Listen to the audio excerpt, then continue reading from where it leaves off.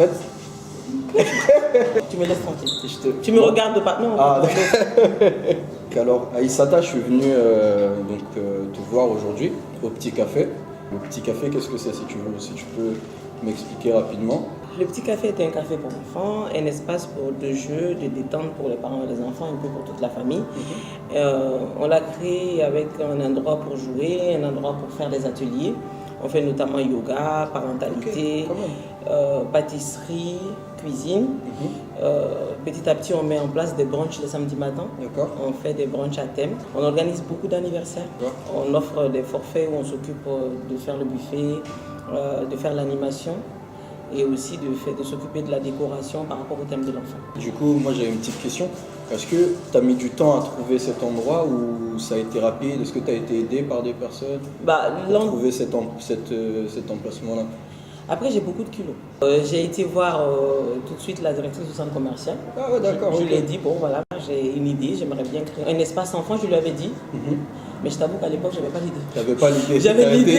Comme ça, on ne sait jamais. J'avais l'idée, je voulais faire un espace pour enfants, mais je dirais que les prestations n'étaient pas détaillées.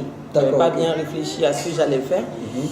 Mais j'étais sûre d'une chose, c'est que à force d'accompagner des entrepreneurs et porteurs de projets, je m'étais dit que cette fois-ci, si je veux me lancer, je vais me former.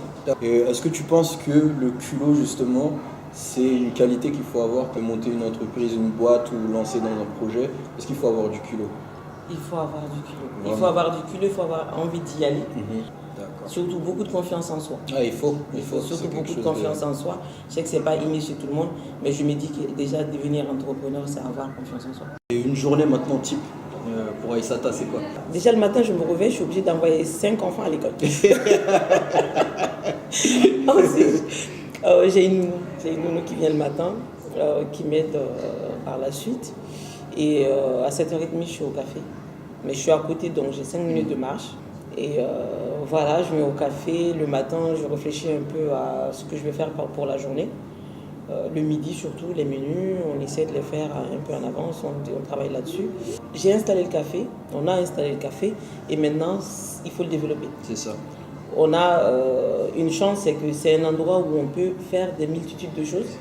Et moi, je ne manque pas de créativité. Donc du coup, voilà, ma tête... Si demain, quelqu'un vient te dire « j'ai envie de créer, je ne sais pas comment faire », est-ce que tu conseillerais quand même le DUCA, la formation ou même juste la première phase d'émergence? Ah, totalement.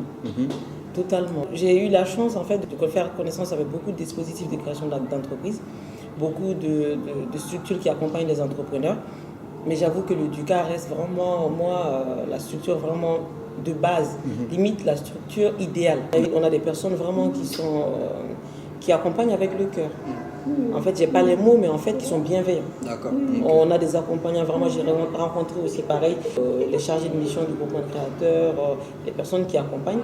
C'est des gens qui aiment ce qu'ils font, qui ont compris le dispositif et qui sont non seulement bienveillants, mais qui sont aussi là pour t'accompagner. C'est un rêve qui se réalise, mais surtout que je m'éclate, j'adore ce que je fais. C'est important, je pense aussi, quand tu te lances dans un projet, c'est important de croire et d'aimer surtout ce que tu fais. C'est ça. Mais c'est ça aussi l'entrepreneuriat. Mais bon, après, on se dit qu'une fois que c'est créé, c'est bon, mais après, c'est là où commence l'aventure pour de vrai.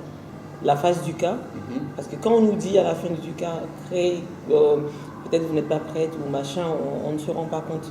Mais avec le temps, avec le temps et surtout avec nous-mêmes, notre vision de la vie, notre vision de l'entrepreneuriat, on se rend compte en fait qu'il faut continuer à prendre quelques petits bagages pour ajouter, pour ensuite devenir un vrai entrepreneur en fait. Merci en tout cas de m'avoir accueilli ici au Petit Café. Il n'y a pas de souci. Et puis moi, je te souhaite plein de réussite. Merci. Et beaucoup de courage. Merci à toi. Merci.